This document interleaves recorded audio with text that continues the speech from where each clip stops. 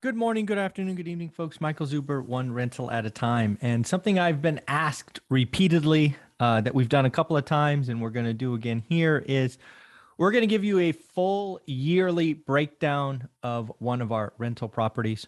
The one that we are going to look at here is a small single family home. Kind of give you the setup and the picture first. We'll look at month by month numbers and kind of just talk about owning this particular small single family home. So a couple of things about this particular house. This is a house that we picked up about 7 or 8 years ago for about $100,000. As you will see, rents today, excuse me, are around $1,000. They were not that when we picked it up. It was closer to 800, if memory serves, maybe 795. Again, this is a small single family home. Couple of things to point out about this home is this is one of those homes that I wrote about in this book. In the second half of this book, One Rental at a Time, we talked about repositioning our portfolio. What does that mean in short? As I said in the book, something we did as I retired or exited the rat race, we went back and refinanced our multifamily, right? Duplexes, triplexes, and quads. What we did with that equity is we paid off some single family homes. This happens to be one of those single family homes.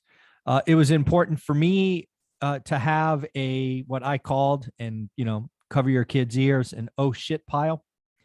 I had experienced the 06, 7, 8, 9, 10 crash. I had seen people lose it all. So as we were getting ready to exit, or I was getting ready to exit, I wanted to make sure we had a pile of single family homes that were available should the worst come to worst. So this is one of those homes. Second, while the purchase price was 100 grand, our down payment, I believe, was 15 grand on this particular house. But what is more important, we do not have any of our own money in the home. How can that be? Well, something that you've heard me talk about endlessly is the longer you're in this, you can recycle capital. And again, how did we do that? Well, simply said, we went to a fourplex. We extracted, let's say it's two fourplexes. We extracted 50K from each fourplex, and we took that 50 grand. We paid off the debt.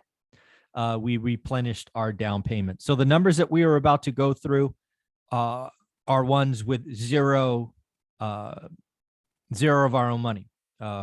So any return we get, if any, is infinite on this particular asset. Obviously, if you look over the portfolio, the debt's been moved around. But again, these are things that you will be able to do the longer you are in the game. And then finally, we own single family homes and apartments. When you do single family homes correctly, they should be boring. They should be almost like watching paint dry. Bigger is better is a lie. It is a lot more headache, a lot more management. I have done deep dives on apartments income statements, and they are nothing like what you are about to see. So without further ado, let's pull up the profit and loss for 2021 for a small single family home. There it is. All right. So again, this is a profit and loss for 2021. As you can see, it starts in the column on the left, January. We were only collecting $950 rent for this small home. It was raised in April of 21 to 1,007. I think as of today, it's now like 1,057 or something like that. This is, as I understand it, no, this is actually a cash house. This is not Section 8. This is cash because it's a different code if the income is from Section 8. So this is a cash house. As you can see, rather boring. We have obviously property management fees of $55 through June. We did have a bump in property management fees to $60 in July. So we spent $690 for property management. Ordinarily, right, you watch Dion, you watch Matt, that would be money that they keep. Olivia and I have property management since day one. As you can see, we had two expenses really throughout the year other than property management. We had a plumbing repair in February and then another one in October.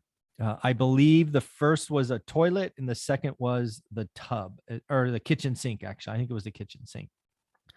One of the things that you will see likely in owning homes, if assuming you've done the right things, right, you do the make ready up front, as we always do.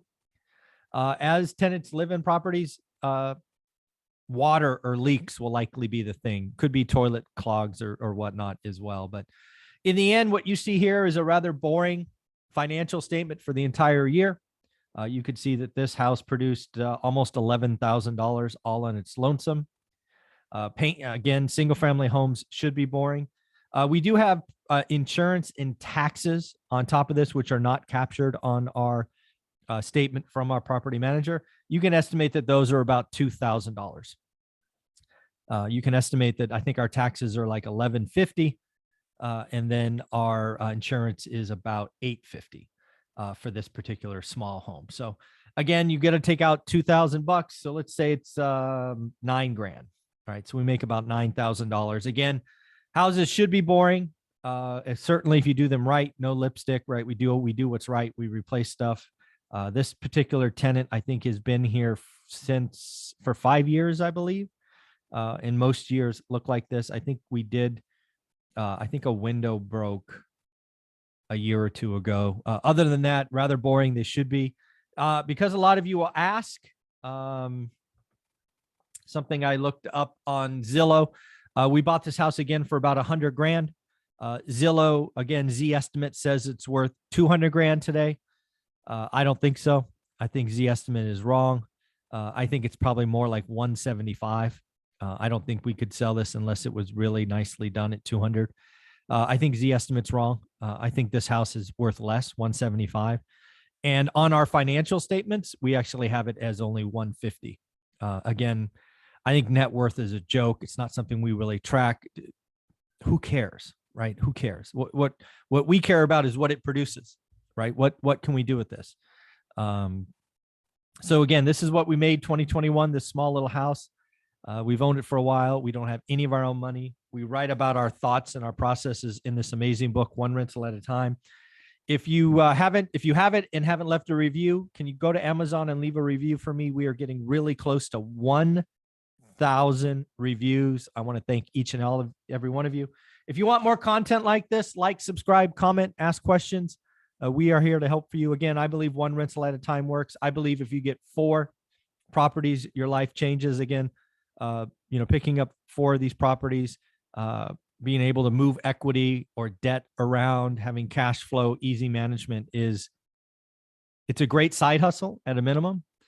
And it really does set you up to have options in the future. So again, one rental at a time works. Like, subscribe, comment. Single family homes should be boring if done right. Rent increases happen. If that tenant left, we would clean it up and we'd probably get $1,250, maybe $1,275. We don't push it on our tenants. We don't want max rent. We will move slowly. However, Gavin Newsom makes sure that we raise rent, but we don't get aggressive. We want them to stay forever. So yeah, it's doing the right things, buying the right deals takes work. Moving debt around is something we definitely think about. We don't set it and forget it. We are very happy to move debt to our fourplexes and pay off some homes. It's strategic. Again, infinite return, sitting on some equity. And yeah, so that's what we got. And we pay property managers, so we don't get phone calls for toilet leaks and leaky sinks and things like that. So at the end of the day, take care of yourself. Hope you enjoyed that. Bye.